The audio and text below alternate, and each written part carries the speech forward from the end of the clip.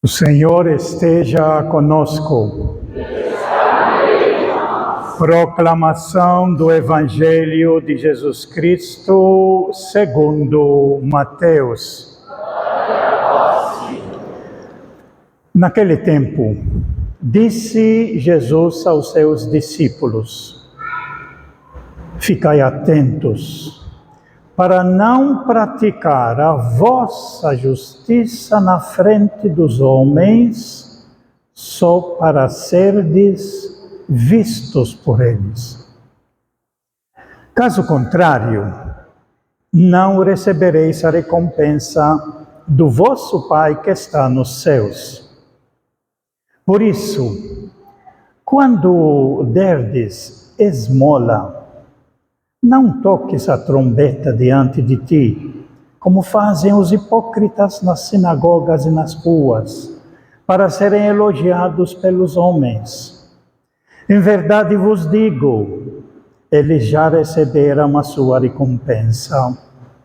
Ao contrário, quando deres esmola, que a tua mão esquerda não saiba o que faz a tua mão direita, de modo que a tua esmola fique oculta, e o teu Pai, que vê o que está oculto, te dará a recompensa.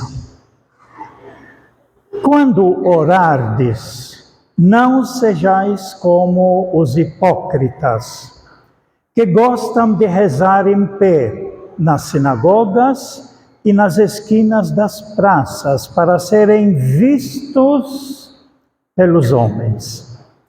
Em verdade vos digo, eles já receberam a sua recompensa. Ao contrário, quando tu orares, entra no teu quarto, fecha a porta e reza ao teu Pai que está no oculto. E o teu Pai, que vê o que está escondido, te dará a recompensa. Quando jejuardes, não fiqueis com o rosto triste como os hipócritas.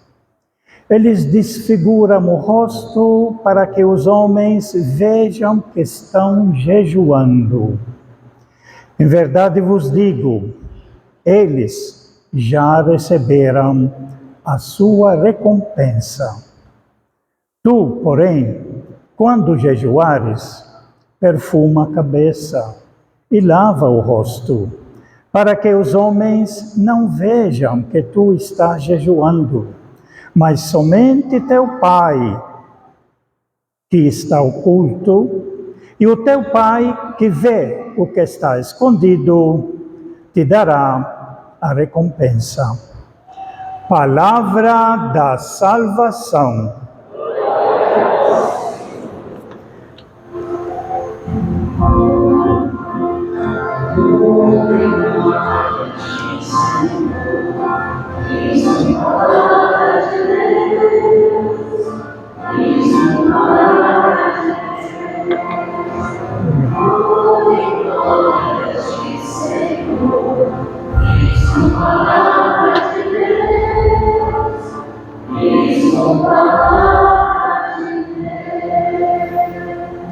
Que estas palavras sirvam para o perdão de todos os nossos pecados. Amém. Podemos ficar sentados.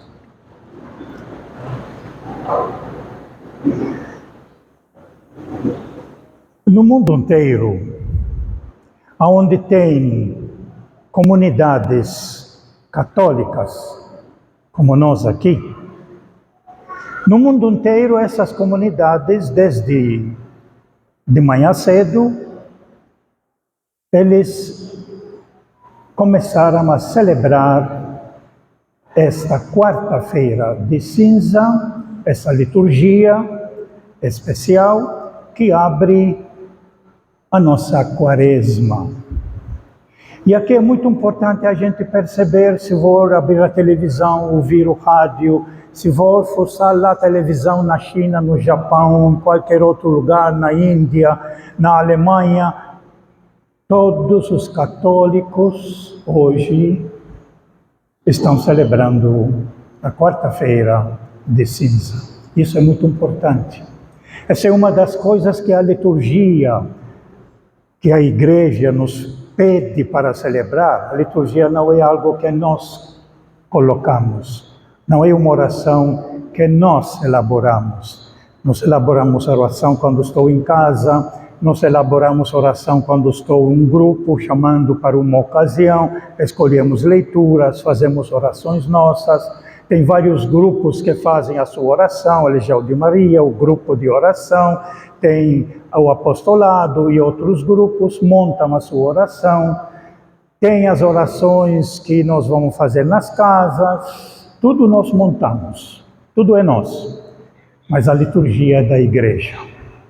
A liturgia é a oração que a igreja propõe para todos os seus fiéis no mundo todo rezarem. Portanto, nesse momento, desde manhã cedo até agora e mais tarde, os outros países que estão ainda atrás de nós, eles estão celebrando esta mesma cerimônia, ouvindo estas mesmas leituras, fazendo a explicação dessas leituras e recebendo as cinzas, que é característica deste dia litúrgico, que é a quarta-feira de cinza. Portanto, nós nos sentimos unidos como uma só igreja.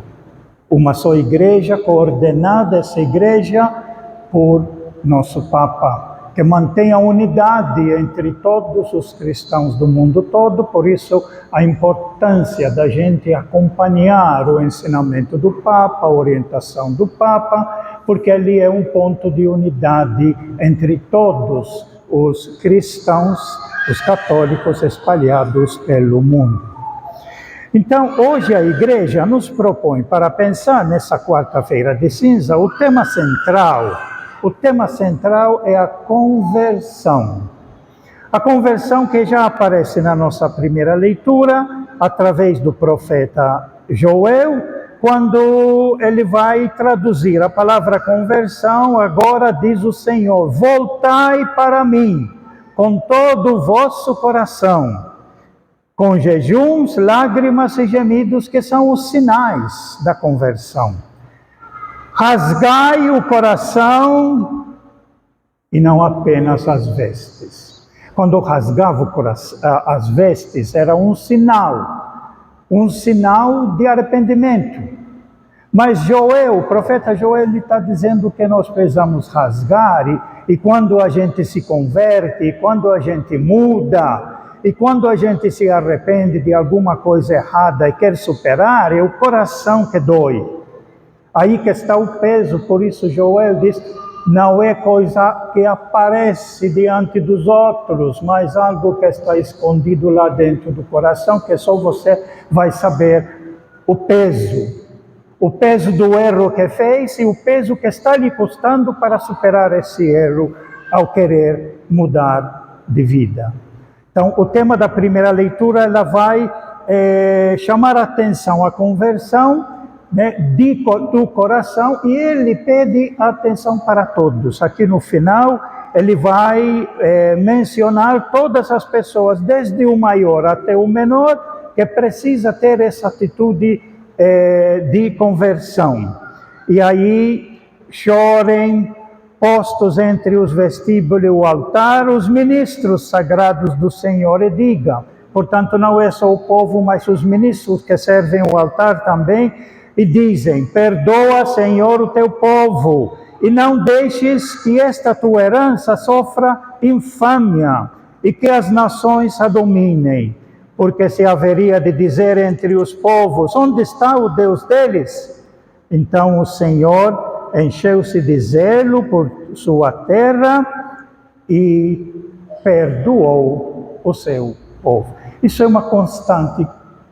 Quem pede perdão, Deus sempre perdoa. Jesus vai confirmar isso cada vez mais na celebração da penitência que nós faremos em todas as comunidades, incluindo aqui. O destaque básico é exatamente isso: seja que for o pecado, o erro, o desvio que a pessoa se envolveu ou fez, se arrepender, que vai custar, para muita gente custa, pesa, mas quem se arrepender, Deus sempre perdoa.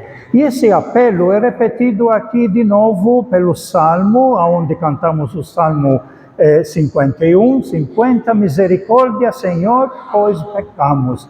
É o salmo que nós cantamos todo ano, que usamos na penitência comunitária, quando nós fazemos, pedir a misericórdia de Deus. E Deus é misericordioso, porque Ele quer sempre nos ajudar, porque nós somos seus. Nós somos de Deus. E quando nós nos desviamos, Ele nos apresenta, Ele corre atrás de nós, não como dizem muitos, de algumas interpretações dos fariseus e doutores da lei da época de Jesus, para nos castigar, não. É para nos redimir.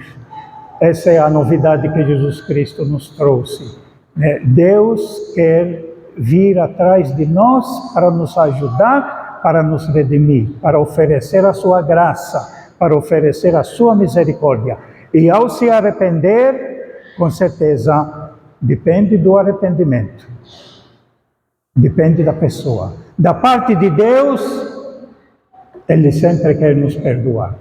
Da parte nossa, se tiver realmente reconhecimento, sempre ganhamos o perdão. E na segunda carta, Paulo, ele vai dizer, irmãos, somos embaixadores de Cristo. E é Deus mesmo que exorta através de nós. Em nome de Cristo, nós vos suplicamos, deixai-vos reconciliar com Deus.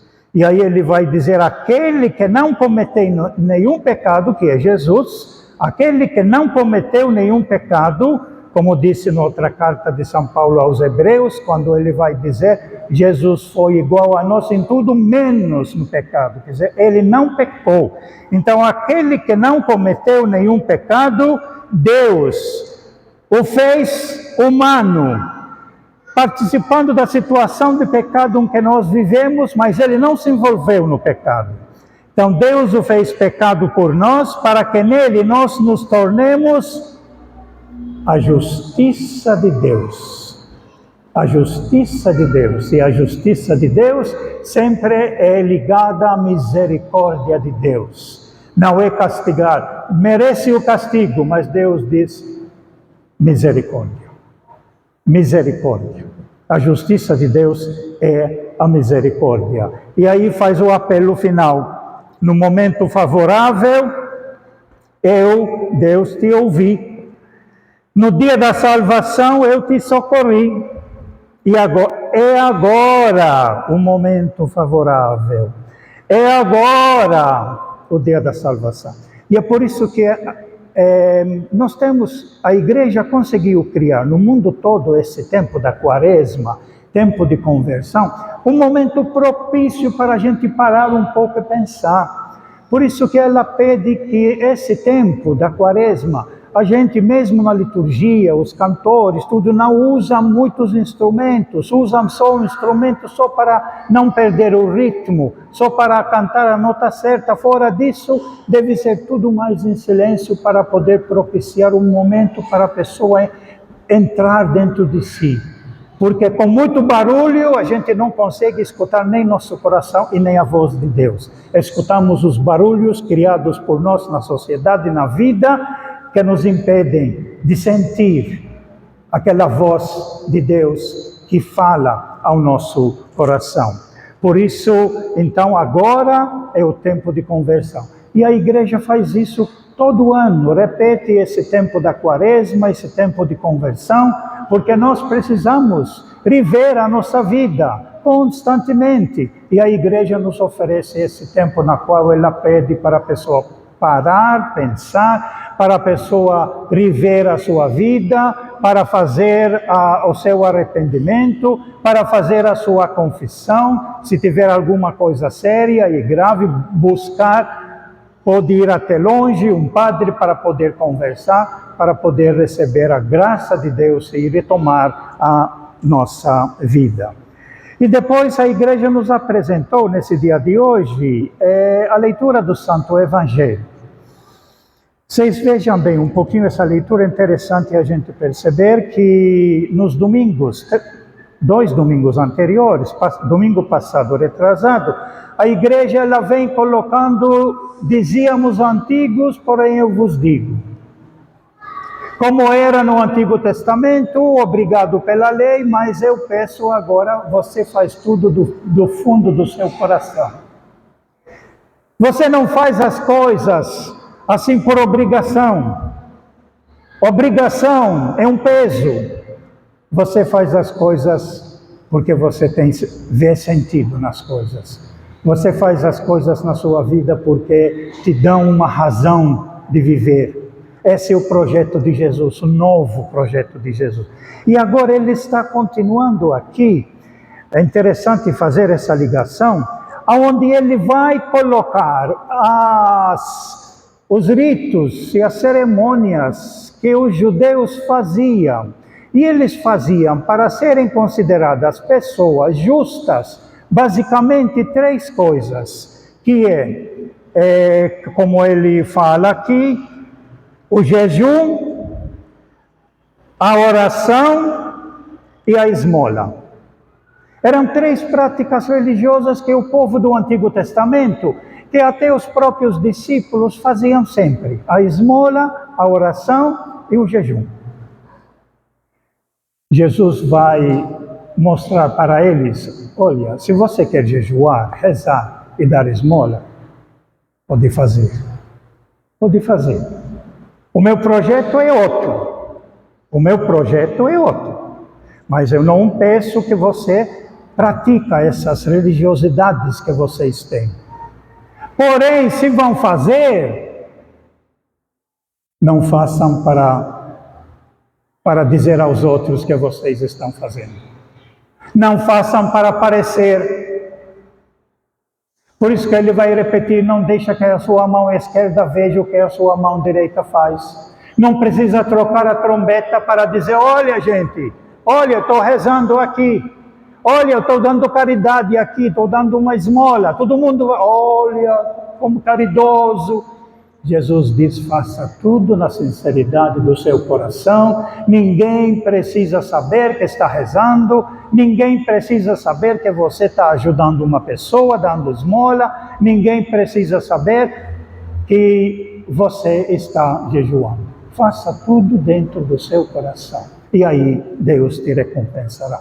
Se vocês querem continuar fazendo essas práticas religiosas, que a igreja, na realidade, adotou durante esses anos todos e colocou como o tema central dentro da quaresma. A prática do jejum, a prática da oração e a prática da esmola, ou, em outras palavras, a palavra fazer uma caridade.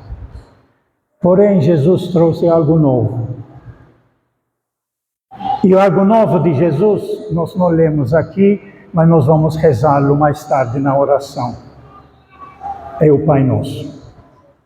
É o relacionamento com Deus que me faz me relacionar com os irmãos.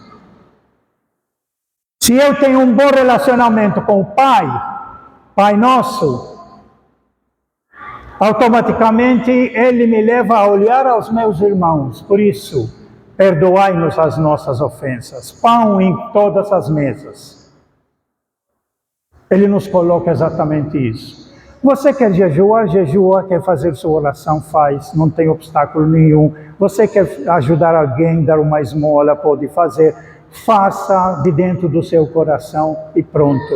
Mas o meu projeto é que nós vivamos todos como irmãos. É que nós criamos fraternidade. É que nós vivemos em paz uns com os outros. Esse é o projeto novo de Jesus. E dentro disso, e termino com isso, a igreja coloca para nós sempre, durante a quaresma, portanto, um tema para a gente aprofundar. Um tema. Desde 1964, se não me engano, quando a igreja começou essas campanhas da fraternidade, com aquele bispo Câmara, Dom Helder Câmara, que é ele que incentivou para fazer isso, a igreja todo ano nos propõe um tema que deve servir de meditação e reflexão durante os 40 dias da quaresma. E esse ano ela nos propõe de novo um tema. E um tema é uma frase que está no Evangelho, tanto de Marcos como de Mateus. É um tema que está dentro daquele texto onde Jesus vê o pessoal passando fome, estão lá no deserto, e Jesus está preocupado e os discípulos procuram Jesus. O que nós vamos fazer? E Jesus disse a frase do tema da campanha da fraternidade: deem-lhes vós mesmos de comer. Cabe a vocês, como líderes, providenciar e ajudar a ter pão na mesa de todos. E a igreja escolheu esse tema para servir de reflexão durante essa nossa quaresma desse ano. Já faz 2 anos que foi escolhido esse tema, não é de ontem. Né? O tema é escolhido com 2 anos de antecedência, ou 3 anos de antecedência. A igreja percebeu que a vida do povo está ficando muito difícil, que nós temos muita gente passando necessidades, devido à questão da pandemia que nós tivemos, devido a outras questões também que nós tivemos, sociais, políticos, tudo, mas percebe a igreja que irmãos nossos passam fome, estão na miséria. Segundo pesquisadores, falam 33 milhões de brasileiros passam alguma necessidade. Não estão vivendo, não estão tendo condição digna de viver com dignidade como ser humano, como exige-se da vida de um ser humano. E é por isso que ela colocou esse tema. O tema central sempre é fraternidade, a fraternidade, que é o projeto de Jesus. Fraternidade de vivermos irmãos uns dos outros, de construirmos a paz uns com os outros. E aí o tema fraternidade e fome. Para a gente ir pensar, durante esses 40 dias, pensar em nossos irmãos. Como é que nós podemos ter fraternidade e paz com irmãos que uns têm tantos, outros tantos com alguns, mas a maioria sem nenhum, como disse uma música popular. Essa questão crônica que nós temos da situação de povo que vive passando necessidade aqui no Brasil. Mas nós temos também situações até piores do que o Brasil, como na África, na Índia e em outros países também. Portanto, vamos aceitar esse apelo que a igreja nos faz. Durante esses 40 dias, a igreja providencia o texto base, a igreja providencia roteiros, que vocês, ao participar nas casas ou nas comunidades, vai ter o tema para aprofundar, para a gente ver como é que nós podemos transformar a esmola, que a pessoa continua pobre, mas não morre de fome, porque eu dou uma esmola, eu dou um prato, um marmitex, tudo, mas continua pobre. Como podemos transformar isso naquilo que Jesus Cristo nos disse no Pai Nosso? Pão em todas as mesas, com dignidade. É o desejo de todos nós, é o desejo de todos os pais, que tem o pão na mesa, se esforça, vai trabalhar, acorda cedo, dorme tarde, trabalha dobrado, mas quer garantir mesmo que o pão esteja na mesa da família.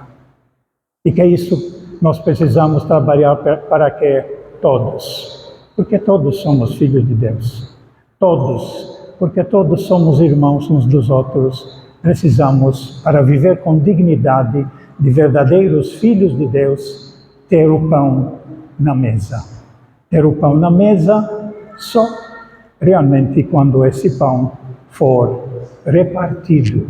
Quando o pão que Deus criou na vida, pela sua criação, por tudo que Ele fez, pelas plantas todas, pelos frutos todos, pelas árvores todas, pelos animais todos que existem, quando esse pão todo for disponível para todas as famílias.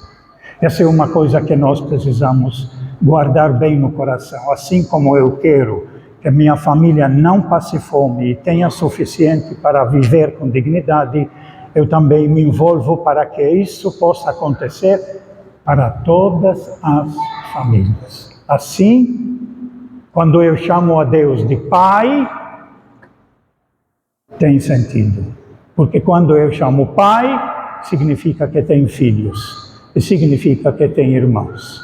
Que esse seja realmente o desejo nosso nessa quaresma, com o tema da campanha da fraternidade, para que o pão esteja realmente em todas as mesas, com alegria, e aprendemos a abrir cada vez mais o nosso coração, para aprendermos a repartir, que é a essência da Eucaristia. A Eucaristia, que é um só Jesus, que é repartido entre todas as pessoas. E que essa relação nossa com a Eucaristia Sagrada nos faz realizar uma outra relação na vida entre as pessoas, de nos interessarmos para que todos tenham o pão na mesa. Louvado seja nosso Senhor Jesus Cristo. Creio em Deus Pai Todo-Poderoso,